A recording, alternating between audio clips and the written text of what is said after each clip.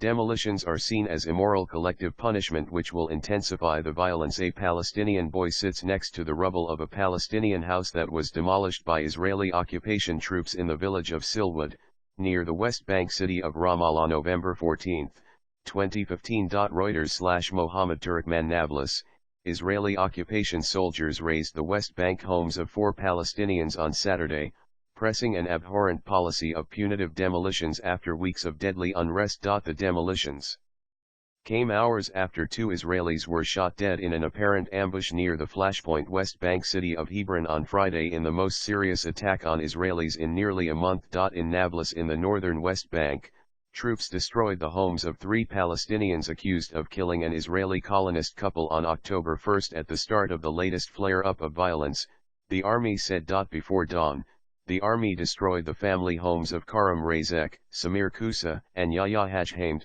all 3 of whom are on trial for the killing. In Silwad, northeast of Ramallah, the army razed the home of a Palestinian accused of killing an Israeli on a West Bank road in June. The home of Mudhamed, accused of killing Malachi Rosenfeld, was destroyed in a controlled explosion that caused damage to at least 2 neighboring houses, an AFP photographer reported. The demolitions in Nablus prompted clashes between protesters and the Israeli army in which 9 Palestinians were wounded, 2 of them by live ammunition, Palestinian medical sources said. The army operation came after the High Court ruled in favor of the demolitions on Thursday. Home demolitions are a punitive measure to punish the relatives of the alleged attackers, forcing them to pay for another person's actions. Last month, the government ordered an intensification of the policy in response to a wave of stabbing and shooting attacks and other deadly unrest.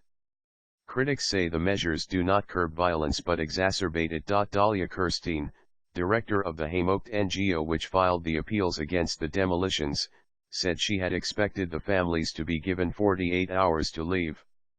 The demolitions are immoral, it is collective punishment and they will ignite the West Bank, she said. How can Israelis not see it will fan the flames?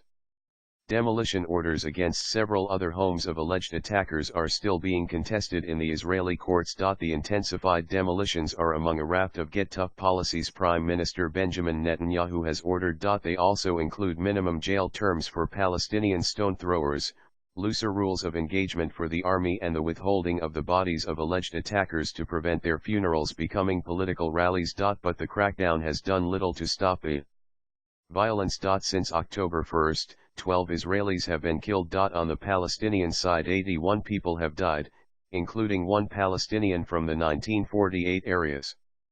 Friday saw 3 Palestinians die after being shot by Israeli occupation troops.